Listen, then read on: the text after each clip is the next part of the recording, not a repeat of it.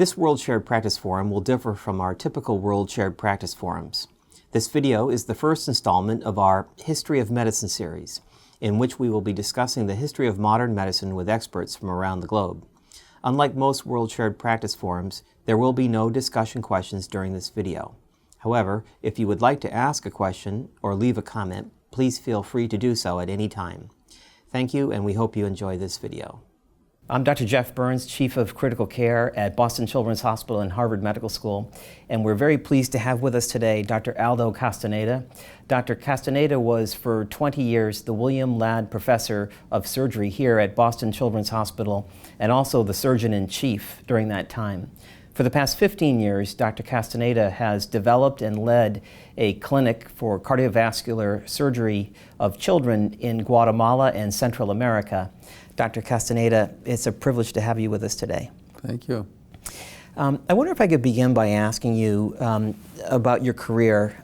Many of my colleagues around the world would be very interested to know, what were the influences that guided you through your career, what brought about these changes. And I know in particular that you trained and went to medical school in Guatemala, but then found yourself doing surgery in Minnesota. And I wonder if we could talk about that transition, what drew you to Minnesota, and really kind of the start of your surgical career. Well, I was aware, as a medical student, I was aware that the heart was the only organ that had not been accessible to surgery. I mean, I was interested in surgery in general, and I received the New England Journal of Medicine at that time as a medical student.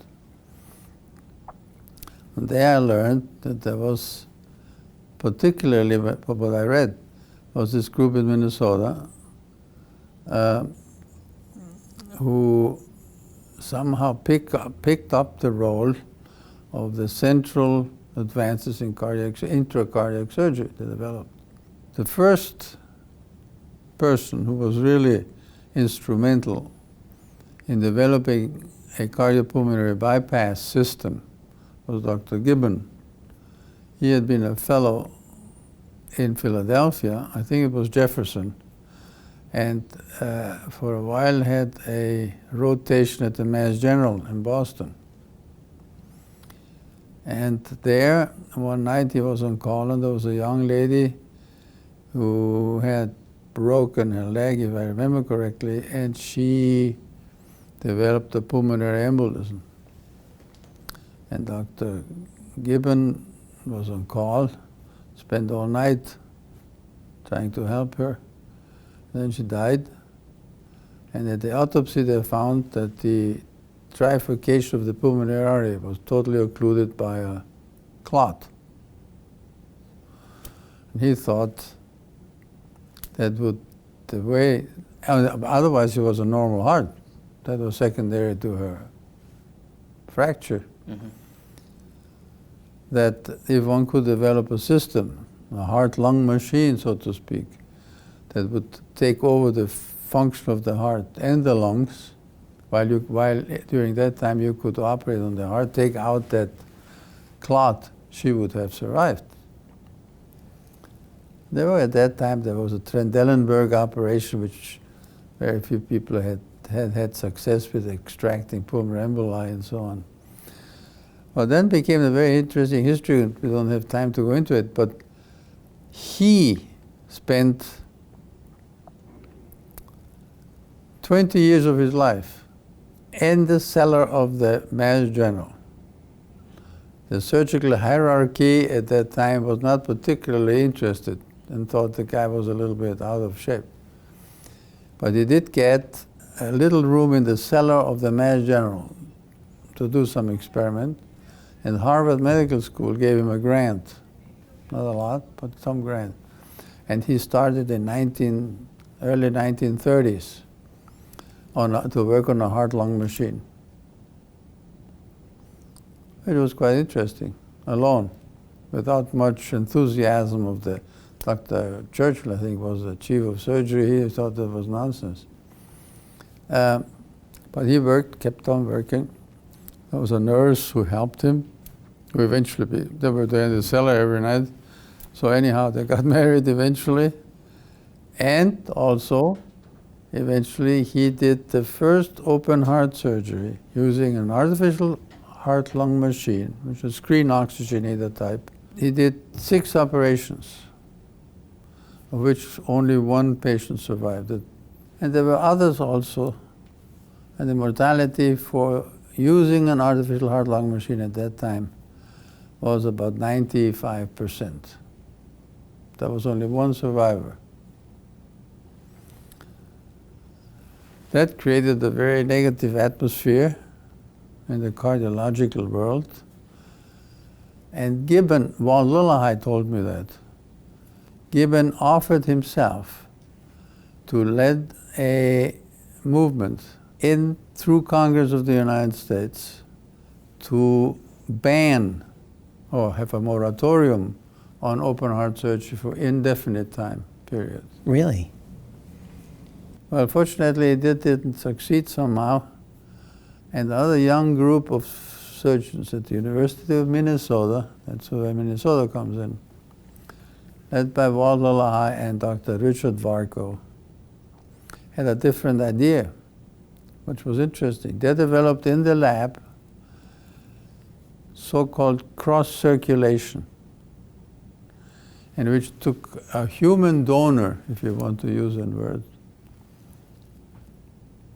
and put cannulas through the femoral artery and femoral vein, take out from the venous system of the recipient, of the patient, pump it into the femoral vein of the donor with another catheter in the femoral artery. It was threaded up to the abdominal aorta to get red blood out, oxygenated blood out from the donor, and pump that into arterial system of the recipient. So it was called controlled cross-circulation, 1953. And they did 46 cases, 46 operations on patients. They did for the first time closer ventricular septal defect, atrial septal defect, tetralogy of Fallot, and they had a few, I think there were 3 complete AV canals. The mortality was high, but nevertheless they approved, because that was the question, using the heart-lung machine, why did they all die? They proved that one could do an extracorporeal circuit and open the heart, fix something, and that the heart would tolerate that. Was the donor typically a parent? I know in one case the donor was mother or father. Always mother or father. Did any of the donors? No. One of the donors, the circuit had some problem. There was some air embolism with some neurologic deficit, but not severe. But it was, of course, it was clear to everybody it was not a permanent arrangement, but it was a major step against the pessimism that was in the world at that time about the feasibility of open heart surgery. It did show that you could operate on the heart. At the Mayo Clinic, John Kirkland had gone to medical school at Harvard, whose father was a professor of radiology at the Mayo Clinic. He had, after that, gone back to Rochester, did his training and stayed on the staff, became interested in heart surgery, and his classmate was Gibbon here at Harvard. So he went with an engineer of the Mayo Clinic, Johnson, Jonas. He went to Philadelphia and looked at the apparatus that Gibbon had built. They looked at it, they found it was somewhat complicated, too much servo mechanisms involved. Anyhow, they modified it, came up with a Mayo-Gibbon oxygenator. It was sort of the Rolls-Royce at the time. Very expensive, but they could do it. Mayo Clinic was rich and all that. Went back to Rochester and started their effort of open heart surgery using a Mayo-Gibbon pump oxygenator. In the meantime, at the University of Minnesota, 90 miles apart, Minneapolis and Rochester are 90 miles apart. They then went away from that cross-circulation, you was using the human donor, and developed a bubble oxygenator. Dick DeWall developed a bubble oxygenator, which in a way was a version of what the physiologists had used in the 19th century for organ perfusions, with direct blood-gas interface. And when that was in 1954, 1955. And then they started their series of open heart surgery using a so-called bubble oxygenator, which was plastic. The total cost of that was on Woolworth. In Woolworth, they bought the plastic tubings for, I think it was at that time, $30 or something like that. So there was a significant difference, and cheap. And that really popularized cardiac surgery. But for 2.5 years, the only open heart surgery in the world was done between the Mayo Clinic and the University of Minnesota group. Wow. Interesting. Yes. So that was the beginning of open heart surgery. I was a medical student and read about that. And at that time, the medical school had a laboratory, and I did some, I didn't do nothing particular, but I did get a pump from the ladies of the diplomatic corps in Guatemala. I talked to give them a talk and stuff. Said, we need a pump, we have to buy a pump. We bought a pump, primitive pump, but nevertheless we had it. And I got some bags to do the oxygenator. And as a thesis, medical school thesis, I used that to do 10 dogs. We put 10 dogs in bypass, opened the ventricles, closed it, and as I say, I did nothing particular, but nevertheless, it helped me, the thesis helped me, in part, that I was accepted as a resident at the University of Minnesota. That's how I got, that's the only place I applied, by the way. What did I know? I didn't know anything. I applied to the University of Minnesota, and well, there were two circumstances. One was that I sent the thesis along with my application. And they apparently were quite interested that a guy in Guatemala suddenly came up with that as a medical student. But there was another event, there was an international congress in Guatemala, and I was one of the interpreters. There were simultaneous translations. And one of the people who was there was the chief of child psychiatry at the University of Minnesota, Dr. Jensen. And he gave a talk, but he started this talk with a joke. As you know, there's been the Scandinavians in Minnesota, many Scandinavians. Lillehammer, for example, is Norwegian, no, a Norwegian name. Between the Norwegian and the Swedes, there was always some jokes that the Swedes considered the Norwegian a little dumb or whatever. So there were all these jokes. Well, this guy started his talk on psychiatry with this joke. I didn't understand the joke, but I told the people, well, now I don't understand the joke, but when I tell you you have to laugh, you have to laugh. So I said, laughed, and ha ha ha, everybody started to laugh. The guy went back to the University of Minnesota and said, there's this genius kid in Guatemala who understands and could translate my joke. Years afterwards, I told him that I hadn't understood a damn thing about his joke. But anyhow, so I was lucky to be admitted as a resident at the University of Minnesota at that time. I did there it was a very academically oriented program in which we did clinical, of course. At that time it was combined, it was general surgery and cardiothoracic was still all together. And I got a master's degree in biochemistry and a PhD in experimental surgery and physiology. So we were academically oriented for an academic career. Dr. Wangenstein was the chief, and it was an interesting time at the University of Minnesota. And then when I finished, they asked me to stay on the staff. I was lucky. So I was there then as assistant professor, associate professor, professor until '72. When they offered me the job, but Dr. Gross retired from Children's, and they offered me the job. I was very amazed about that. I didn't have the slightest idea why they would select me. To this day, I don't know how they selected me. You don't understand why the search committee turned to you from Boston when Dr. Gross was retiring? And yeah, I didn't understand, because the names that were involved who had been already here to look at the job, well, all very famous guys. I was nowhere. I was nobody in Minnesota. I mean, I had published some stuff, but I really, to this day, don't quite know.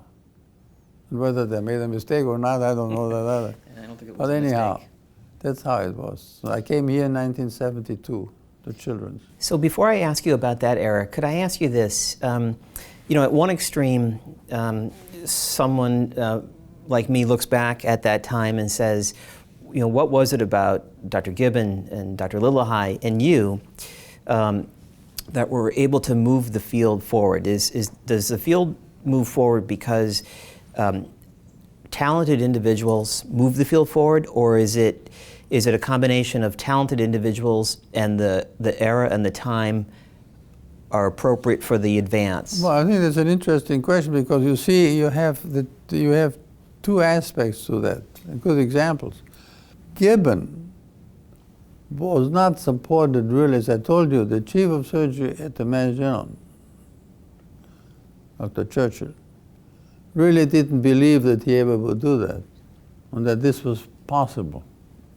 So I was in this little corner in the second floor of the basement of the Mass General, and he got that little grant from the. Then finally he made some contact with Watson from the IBM, and they gave him some money. But he really did not have the backing, enthusiastic backing of people. He fought for 20 years to do that. On the other hand, at the University of Minnesota, the person who has to be mentioned is Dr. Wangenstein, also a Norwegian name, Wangenstein, was a very extraordinary individual who had trained at the University of Minnesota. And the Mayo brothers, who was at the Mayo Clinic, Charles, and recognized that this guy was special. And out of their pocket, sent the guy. In those years, you know, American surgeons had to go to Europe. It was the other way around, to become or have a chance of an academic appointment. And he spent 2 years in Europe, paid by the Mayo brothers. Interesting.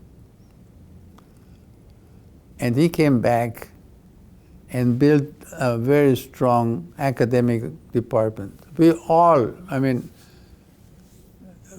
who went there had really the sort of a moral obligation to not go into private practice, but to do academic surgery. So the ambiance that he created in that department was very research-oriented and very innovative for innovation. He himself was a general surgeon. He did a lot about gastric suction and stuff, and cancer surgery. And he was not involved he wasn't personally involved in this cardiac effort, but he supported Lillehei and Varco's idea strongly. So you had the two juxtaposed systems. One where there was a visionary leader who supported the faculty. Gibbon didn't have that. Right. What was it in you, though, that, you know, you're in Guatemala, you're a medical student, and in retrospect, that's a huge accomplishment. You put 10 animals successfully on bypass and successfully decannulated them. I didn't do anything. I mean, I read through the New England Journal of Medicine, and then I got some other reprints and so on, and then, I mean, I copied what they did in Minnesota. But what was the motivation? What do you think was the inner drive? No, I thought that I did. I somehow caught fire. I'm not quite sure how exactly. But I mean, it just interested me that it was the last organ that now was being attacked surgically. And I thought that was fantastic. And since a lot of people have heart problems, you know, in Guatemala, for example, rheumatic heart disease was very strong. It was very common at that time. And people died. So I thought that that was a fantastic opportunity. And it's true, why exactly, and to be honest with you, I don't exactly remember how I became so enthused about it, but, well, I liked history always a lot. Always I was interested in general history and medical history. So I'd seen all what these people did that Bill wrote, you know, for the gastrointestinal surgery and so on, breakthroughs. And it was very clear to me that this was a breakthrough moment, very important breakthrough moment in the history of surgery, that the heart could be finally attacked. Now the interesting thing, by the way, all of the efforts originally for open heart surgery were for congenital heart disease, no acquired heart disease. So it was all children initially? All children, or adults with congenital heart disease. Now the other thing I learned there, of course, I was a resident, was we saw, they came, since there are only 2 institutions who did in the world, who did the heart surgery, so they came from all over the world. I saw that many came too late. You see, they had pulmonary vascular obstructive disease, and Jesse Edwards was in pathology and developed an understanding of the effect of pulmonary hypertension on the evolution of pulmonary vascular obstructive disease and so on. So it became very clear to me from relatively early that that corrective operation had to be done early, because if they persisted, they caused secondary damage to the heart and the lungs. Now at that time, what was early in your mind? Well, early I thought, first I thought before going to school. That was my first thing. But then slowly we came down to the conclusion, no, that's too late. And then we started, once I was on the staff, we had a lab. Once we were on the staff, we already had a lab. We had to have a lab. We had to get money from the NIH or whatever to do some research. So I had a lab. And there we did, one of the experiments we did was important, was we put 2-kilogram puppies to see if they tolerated cardiopulmonary bypass. We did a lot of experiments and came to the conclusion that they did very well. We looked at blood, we looked at the lungs, we looked at the heart and so on, and the central nervous system to dissect out how they would respond to cardiopulmonary bypass at that early age. I mean, 2-kilogram puppies.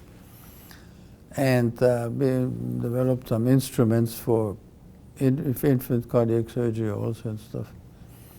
So that work, we started already in Minnesota to do earlier kinds, but when we really made the breakthrough through the neonate, first months of life, was here at Children's, where we did the first arterial switch operation in neonates. It was a 10-day-old child. And we did a complete correction with a so-called arterial switch operation. And that opened the movement of congenital cardiac surgery towards the neonates. What year was that? The first 83. switch? 83. I mean, we did experimental work from 60. The first paper we published was about 66 in Minnesota still. I came to Boston 72 to Children's. And we did the first clinical neonate in 82, January 2nd, 82. So, Dr. Castaneda, can I ask you this? You just clearly described that your research was going in that direction. And so I'm interested to know, was it your accumulated belief from the observations that you had that they came too late, these patients came to Minnesota too late, and that really what was driving the movement to repair newborns was based on your observation, and candidly, everything else had to fall into place, the anesthesia, the bypass, the pre and post-operative care? Correct. Or was it that technology was simultaneously evolving that made better preoperative diagnosis, better post-operative care? Which, Well, I'm interested in knowing, which is the lead point? I mean, I don't try to imply that I'm the only one that did that.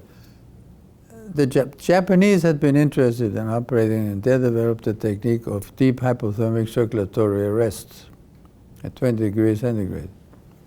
We used it at the beginning, but then we thought that was not. We did some studies, and particularly as associate with Dr. Jonas, Richard Jonas, now in Washington,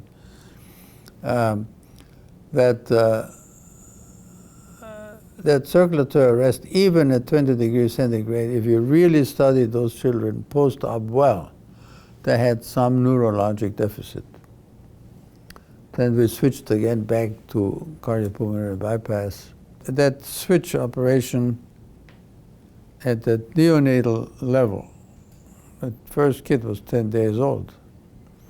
That was a breakthrough. Now, of course, in a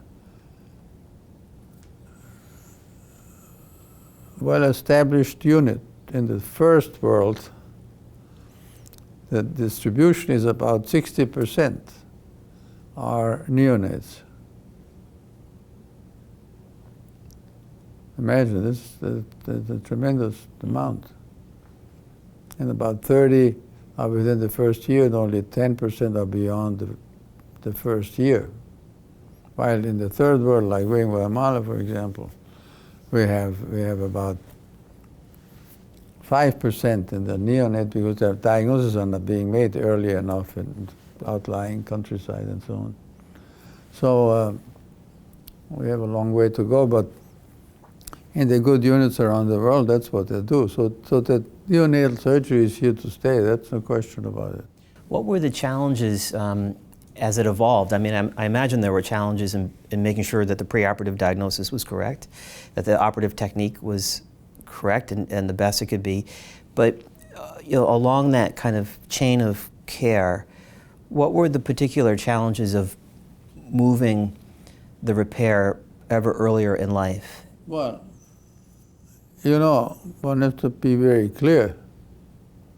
And by the way, I even found it out more so when I went to Guatemala than when I was here. The surgeon is not the big hero of this whole thing. That's nonsense. This cardiac stuff it requires a team, and it is like a chain, and everything works okay if all the parts of the chain are okay. If one fails, the whole thing fails. What I mean by that is, if surgery is no good either. Yeah, but not only no good, anesthesia, heart-lung bypass team, post-operative management. I mean, we're all dependent on one another. So I think that people, I mean, visitors came a lot to Children's and all that. One thing I think we did here pretty well was that we had created an environment and everybody was recognized as equal. It wasn't a big surgeon because he did the surgery. You can do the best surgery. If the pump fails, the anesthesia is lousy, and the post-operative management is lousy, the results are not very good. That is obvious. So and particularly with nursing, that was interesting. I always felt that the nurses were extremely well educated, very capable, but were underused in general. I mean, what they were allowed to do. And the people and the nurses wanted to do more, but their hierarchy, the chief nurse of the hospital, was very reluctant. It was interesting. To let them think more independently and act independently. I thought they are in the intensive care unit. When we got the residents, every year we had new residents. The first thing I told them is that, listen, you might think you're very smart Harvard graduates and all that kind of stuff. The nurses know more than most doctors. they stay with the patient there on the bedside in the intensive care unit. They know the patient better than we do. We waltz in, waltz out, which is almost true. And I was I have much respect for the nurses. And I think they noticed that. And we created an environment in which everybody was equal. Could I turn now and ask you some questions about what it was like for you to be a pediatric heart surgeon? Some of the things I'm wondering are, what was it like talking to parents over time? Because when you started, the mortality rate was higher, and yet the parents were in the earlier part of your career, I think, likely more deferential, perhaps. But did talking to parents change? Did it become more? That's an interesting subject. Some people do it well and some people don't. By nature, I don't know exactly why. I mean, I don't. I've felt that it's tremendously complicated for a mother, for example, had that baby, in utero for so many months, 9 months, not having the slightest idea that the child could be born with something wrong in the heart. Who knows that? I know almost nobody knows that. Then somebody comes and says, hey, there's something wrong with the heart of your child and it needs an operation. I mean, it is a mind-boggling situation. So I was always very, as I told you, many things I didn't do well, but that I think I did well. I did have empathy, but not false empathy, but I realized it was a very complicated thing. But I also learned it's very difficult to teach that. I gave the example, because I think that I did well. I spent with patients and I made drawings and then I wanted to understand why and how it comes about and so on. So I spent a good time with the night before or the day before with the patient to go into details. But you know, there's some people just don't have that empathy or whatever it is. It's very difficult. It's much easier to teach surgery than to teach human interconnection, human relationships, I think. Did it become, I'm trying to find the words to phrase this, when things wouldn't go well in the operation, how did you handle that? How did you learn how to handle that? I mean, there must have been some cases that were very difficult. And over the course of one's career, were you able to accept that more easily, or does it remain very difficult and there would be cases that you'd go home and brood about, in the last decade of your career as much as you did in the first decade of your career? Well, that again depends on individuals. You might be surprised to know that Dr. Varco, who I already mentioned once, a tough guy, he couldn't live with that.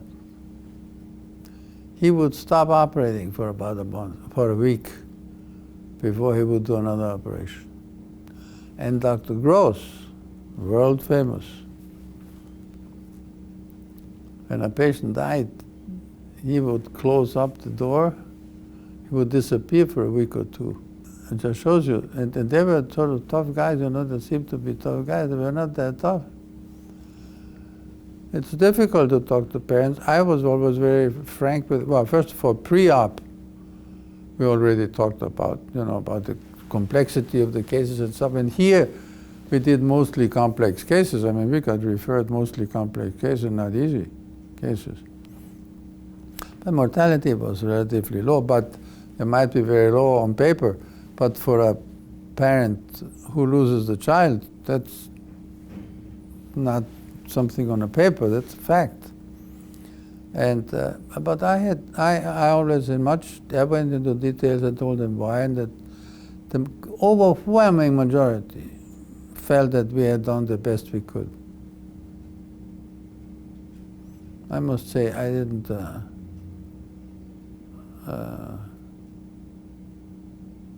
And I got very beautiful letters written afterwards from patients. As a matter of fact, maybe better letters from patients who had, where the child died, and that they knew that we have tried our very best.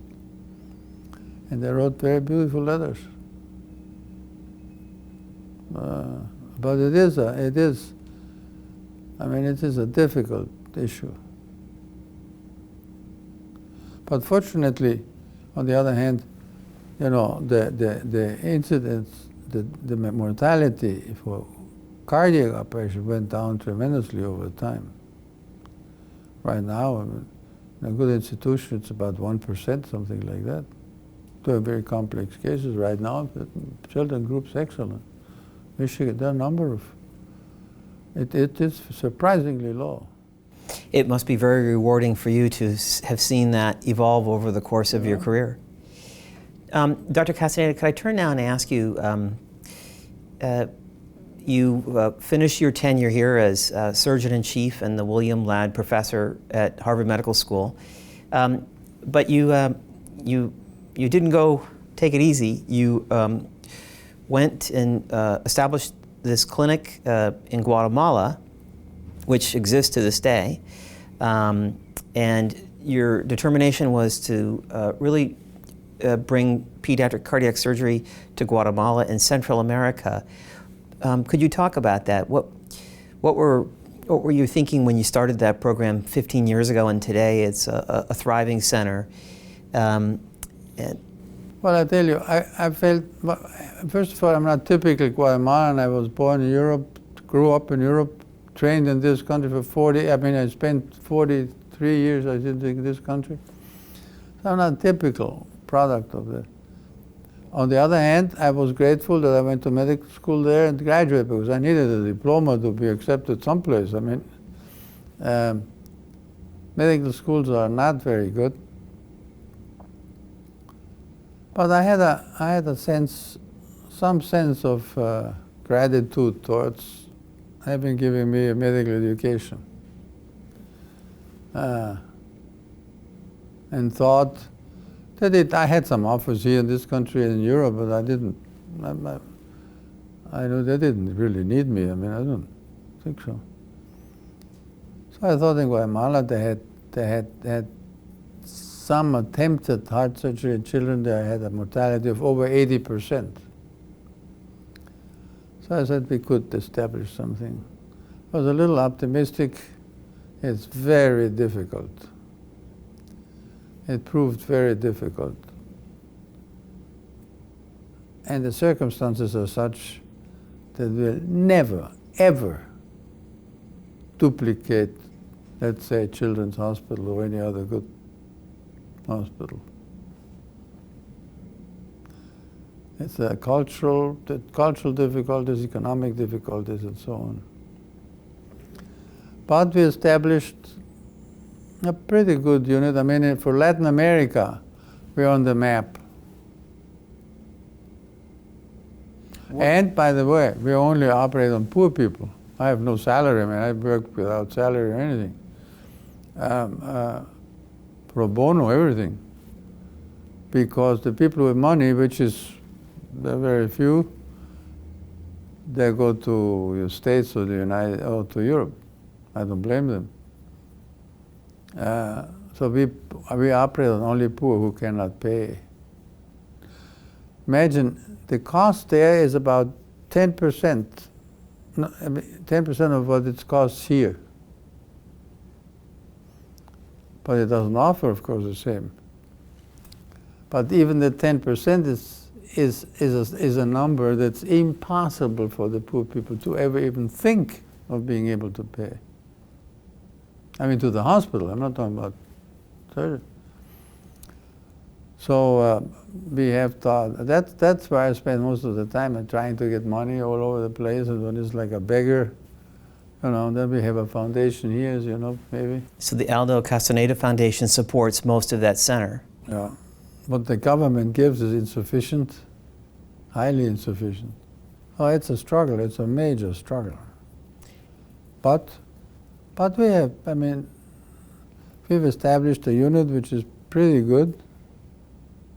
Not comparable to here, but it's pretty good. And there we are, struggling every day. I didn't think I would be still working at 85, at 84. I'm 84 years old. But you gotta do something, otherwise you die. Die anyhow, but... How many surgical procedures about 500 a year. My gosh, that's a big program. That's a big program almost anywhere in the world. Well, in Europe it had gone down. You know, in Europe, interesting, even the very Catholic countries, Italy, Spain, etc., the numbers, the unit that does 200, 250 cases a year is a big unit. They're doing abortions for the presence of even simple defects. For children diagnosed in utero. In utero. Dr. Castaneda, I wonder if I could turn now and ask you some questions related to, what makes a good physician? In the room today we have a young woman who's going to go to medical school.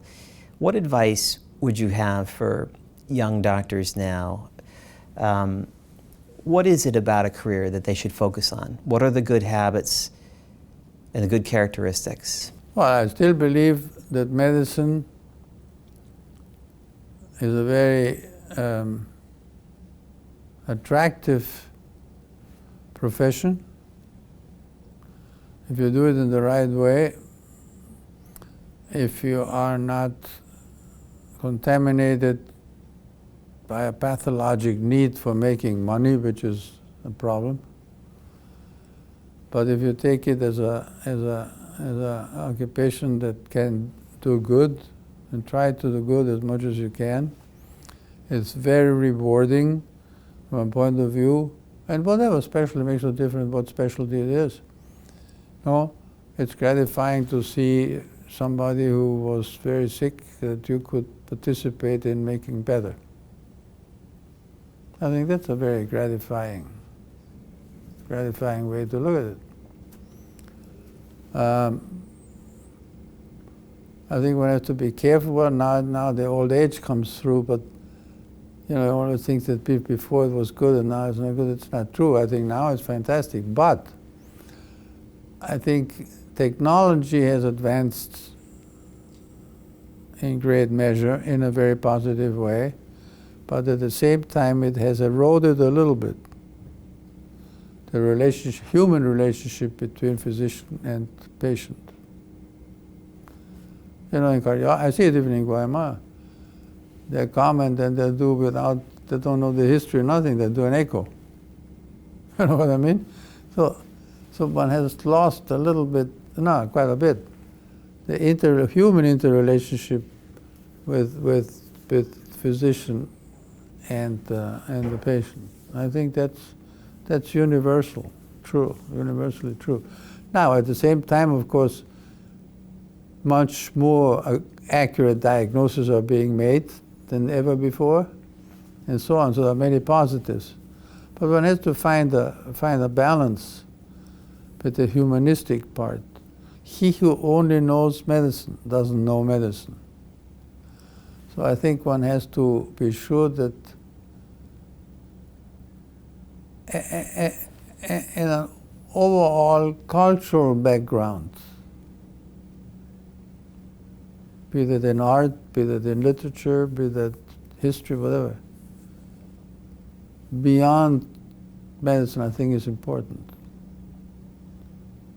If you only know medicine, as I say, that's not enough, I think.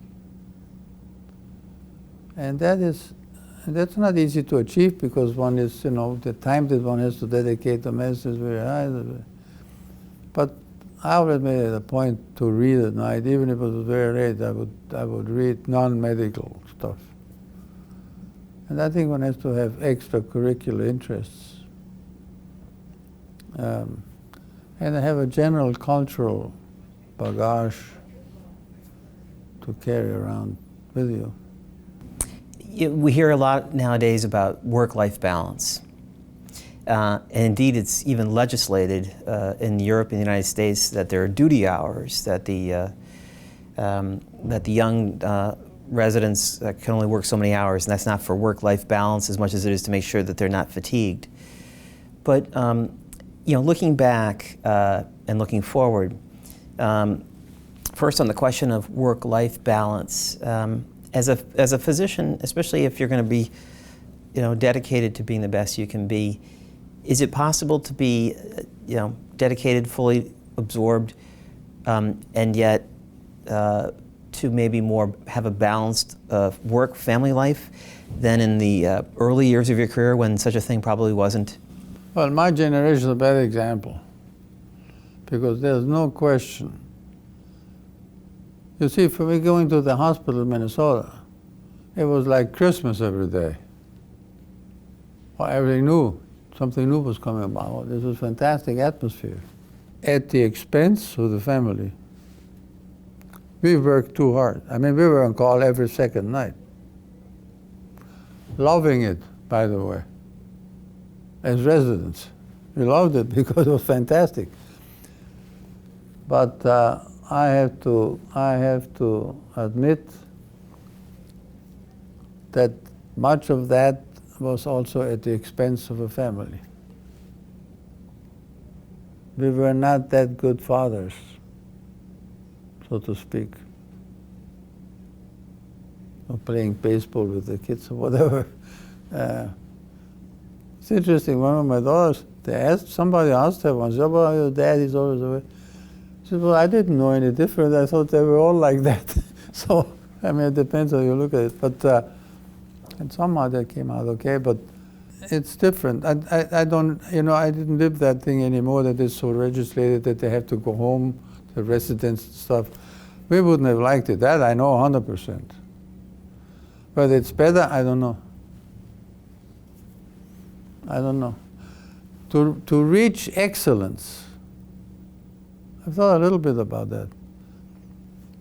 To reach excellence, you can do it on a schedule. I mean, it takes time to think, time to do, so on. And to be the perfect father and the perfect, well, women even more so. Some colleagues told me, said, well, you can be a good mother, doctor, and wife. There's no way they can do all three equally well if you're a doctor. Very difficult. I think they're right. Dr. Castaneda, do you have any final thoughts you'd like to share with us about your career, the evolution of congenital heart surgery, or final thoughts to young people starting out on their career? I think with all the different circumstances that time brings, not to any profession right now and then here, insurance and so on. Despite all that, it's still extremely attractive profession. Now one has to love it, because if you go into it for money making, that's a wrong approach for sure, because first of all then you should go into business, because you'll never make as well as some business people. But I think it's a fulfilling profession. It's the most humane of societies and the most scientific of humanities. So I would certainly, endorse that if somebody really wants to do it, he has to do it well, and that the motivation has to be an intrinsic motivation, knowing that, but there are many other professions who have similar problems. I mean, none is perfect. But I still think it's one of the most rewarding things. I personally, looking back, don't regret 1 second of it. Well, Dr. Castaneda, thank you for being with us today. And I know I speak for my colleagues around the world. You have our admiration for all the things you've done, and especially for what you're continuing to do to this day in Guatemala. So thank you for being with us. Thank you very much. Thank you.